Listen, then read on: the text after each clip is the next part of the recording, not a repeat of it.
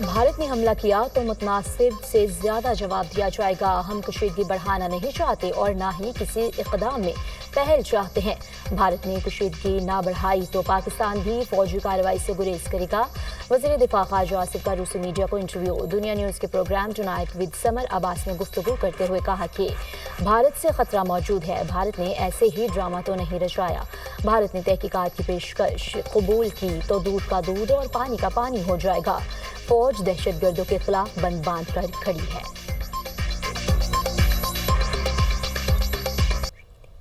میں کہوں گا خطرہ جو ہے ابھی بھی موجود ہے. انہوں نے ڈرامہ جو ہے ایسے ہی تو نہیں رچایا. ٹینشن ابھی کم نہیں ہوئی. ہم اپنے گارڈز ڈاؤن نہیں کر رہے. ایک بے اعتبارہ سا دشمن ہے جو اپنے بندے مار سکتا ہے, اپنی عوام کو مار سکتا ہے.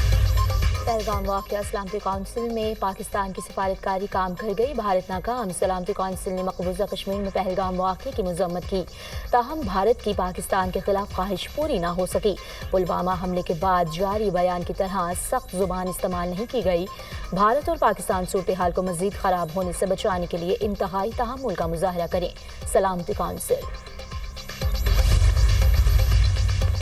وزیراعظم اور ایرانی صدر کے درمیان ٹیلی فونک رابطہ. پاکستان خطے میں امن کا خواہاں ہے. پاکستان خود دہشت گردی کا سب سے بڑا شکار رہا ہے.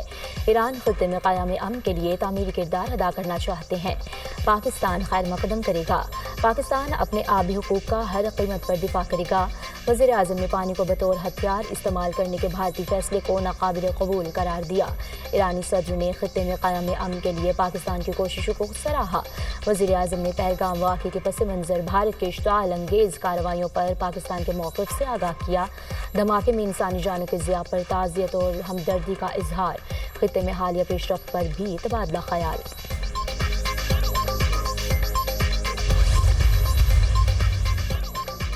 وزیراعظم کی پہلگام واقعے کی غیر جانبدارانہ تحقیقات میں تعاون کی پیشکش. پانی روکنے کی ہر کوشش کا قومی طاقت سے جواب دیں گے. پانی ہماری لائف لائن ہے, اس پر کوئی سمجھوتا نہیں ہوگا. پاکستان اپنی سلامتی اور خود مختاری کا ہر قیمت پر تحفظ کرے گا.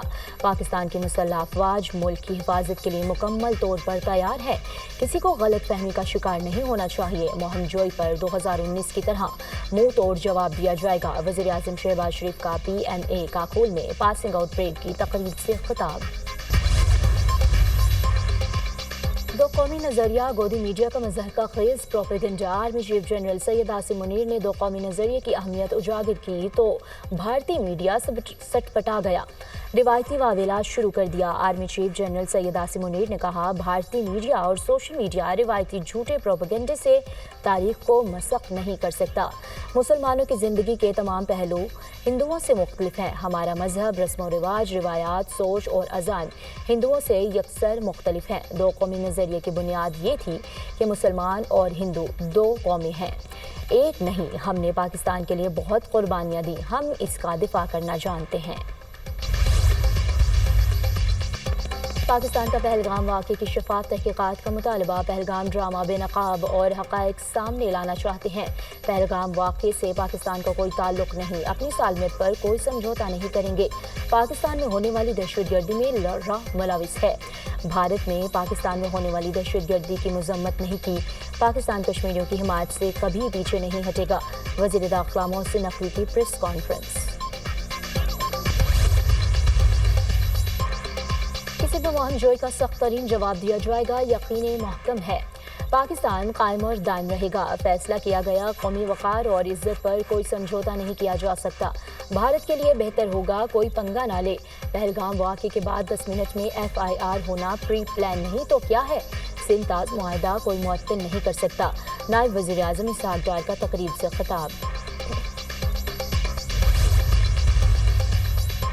ملک کے بیشتر میدانی علاقوں میں ہیٹ ویو جاری. درجہ حرارت معمول سے 7 ڈگری تک زیادہ رہنے کا امکان. جیکب آباد, لاڑکانہ, خیرپور, نواب شاہ اور سبی میں پارہ 34 ڈگری کو چھو گیا. 30 اپریل سے بارش کا سبب بننے والی ہوائیں ملک کے بالائی علاقوں میں داخل ہونے کا امکان.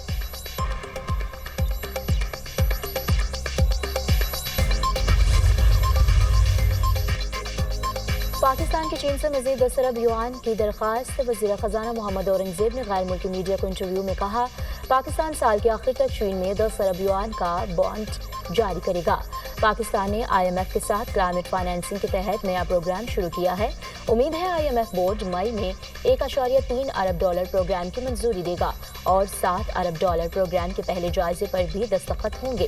محمد اورنگزیب نے کہا رواں سال معاشی ترقی کی شرح 3% ہوگی، اگلے مالی سال معاشی ترقی کی شرح 4 سے 5% تک ہو سکتی ہے۔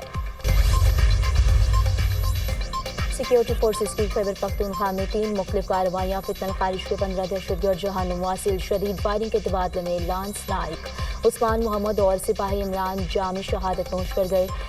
کرک میں فورسز کے آپریشن میں 8 خارج مارے گئے۔ شمالی وزیرستان میں خفیہ اطلاعات پر کارروائی، 4 دہشت گرد ہلاک، گم الزام میں 3 خارج مارے گئے۔ ہلاک خارج سے اسلحہ اور گولہ بارود بھی برآمد۔ سیکیورٹی فورسز ملک سے دہشت گردی کے خاتمے کے لیے پرعزم ہے۔ ISPR وزیر اعظم شہباز شریف کا کامیاب کارروائیوں پر سیکیورٹی فورسز کو خراج تحسین۔ بھارت آبی جارحیت سے باز نہ آیا، دریائے جہلم میں بتائے بغیر پانی کا بڑا ریلا چھوڑ دیا۔ 22,000 کیوسک پانی گزرنے سے دریائے جہلم میں پانی کی سطح معمول سے 7 سے 8 فٹ بلند ہو گئی۔ شہریوں کو دریا کے کناروں سے دور رہنے کا الرٹ جاری۔ ماہرین کے مطابق مودی حکومت کے قول و فعل میں تضاد ہے۔ مودی کے پانی بند کرنے کے دعوے حقیقت سے کوسوں دور ہیں۔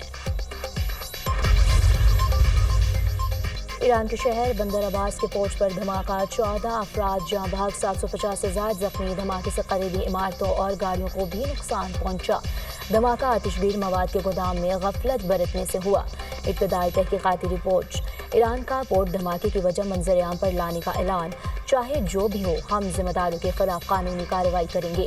پورٹ کے مرکزی نظام کو نقصان نہیں پہنچا۔ کسٹم آپریشنز جاری ہیں۔ ایرانی وزارت داخلہ سعودی عرب کی ایرانی پورٹ بندرگاہ پر دھماکے کی مذمت۔ انسانی جانوں کے ضیاع پر تشویش کا اظہار۔ مشکل گھڑی میں ایران اور ایرانی شہریوں کے ساتھ کھڑے ہیں سعودی وزارت خارجہ۔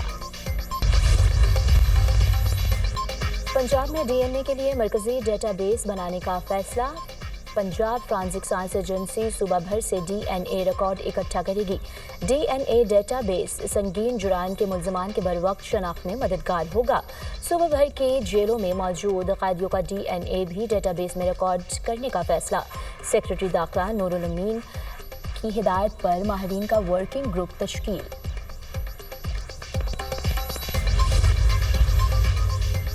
روسی فوج کی پیش قدمی، یوکرین کے زیر قبضہ کرسک کو آزاد کرا لیا۔ 1100 کلومیٹر کرسک ریجن پر یوکرینی فوج نے اگست 2024 میں قبضہ کیا تھا۔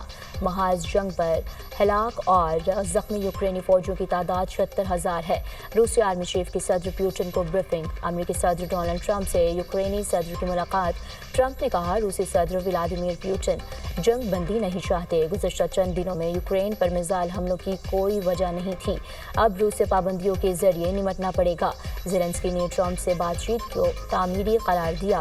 صدر زیلنسکی کی فرانسیسی صدر اور برطانوی وزیر اعظم سے بھی الگ الگ ملاقات۔ یوکرین روس کے ساتھ غیر مشروط جنگ بندی معاہدے کے لیے تیار ہے۔ فرانسیسی صدر ایمانوئل میکرون کی میڈیا سے گفتگو۔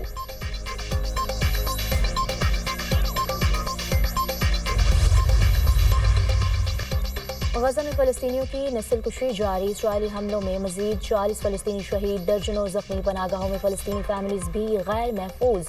اسرائیل کا خان یونس میں عارضی پناہ کیمپ پر ڈرون حملہ، 12 فلسطینی شہید، متعدد زخمی ہو گئے۔ غزہ میں شہداء کی مجموعی تعداد 51,500 تک پہنچ گئی۔